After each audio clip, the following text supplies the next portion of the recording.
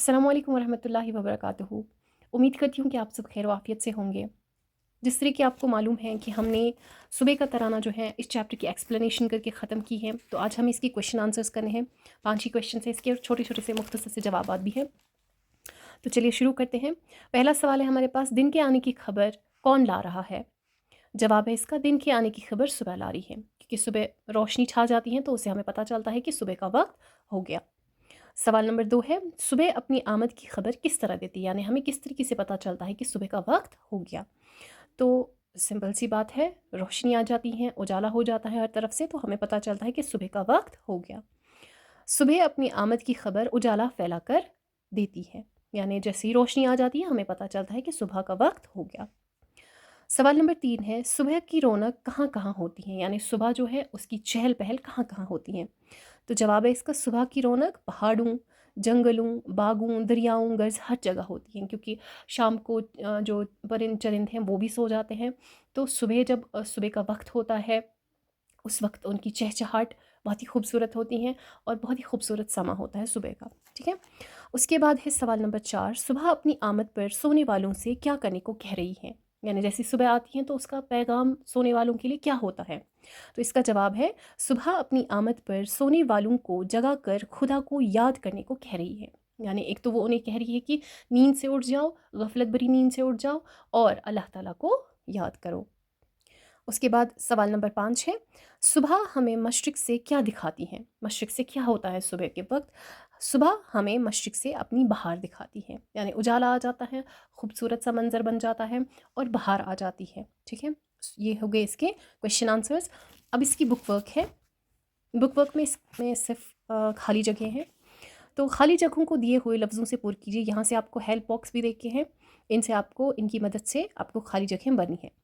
ये डैश जो पेड़ों पे हैं गुल मचाती, ये चिड़ियाँ। ठीक है, इधर से डैश उड़ के हैं आती जाती, इधर से उधर उड़ के हैं आती जाती।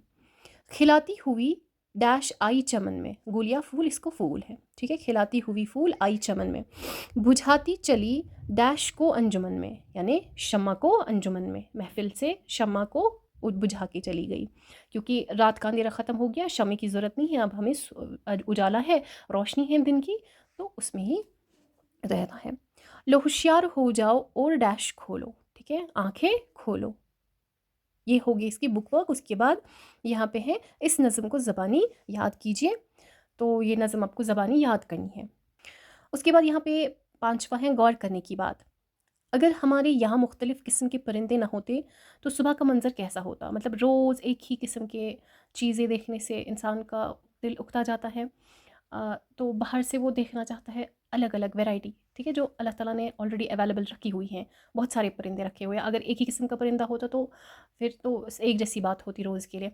लेकिन यहाँ पे फिर उसके बाद ये भी देखे हैं कि ऐसे परिंदों के नाम लिखिए जिन्हें आप हर रोज़ सुबह के वक्त देखते हैं। ठीक है, जिस जगह आप रहते हैं क्या वहाँ साल भर एक ही किस्म के परिंदे होते हैं?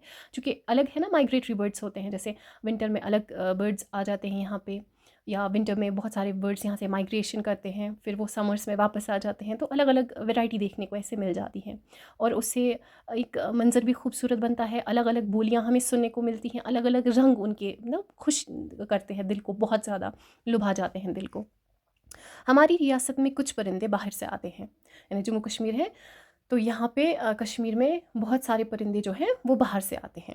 ठीक है, वो यहाँ कुछ वक्त गुजार कर वापस चले जाते हैं, यानी वो वापस से माइग्रेशन करते हैं। जैसे मसलन यहाँ पे इन्होंने दिया है, अबाबील है, कोयल है, ठीक है, हिमालयाई मैना है, पब्लिक चिड़ियाँ हैं वगैरह। ठीक है, यहाँ पे है ना अलग अलग किस्म के कबूतर, कौवा, मैना, तोता, बहुत सारे परिंदे जिनको देख के इंसान का स्ट्रेस दूर हो जाता है, बहुत खुश रहता है इंसान। ठीक है, तो ये हो गया हमारा चैप्टर ख़त्म। इंशाल्लाह दूसरा वीडियो लेके जल्दी आपकी खिदमत में हाजिर हो जाऊँगी। तब तक अपना ख्याल रखिएगा, दुआओं में याद रखिएगा। अल्लाह ने के बाद।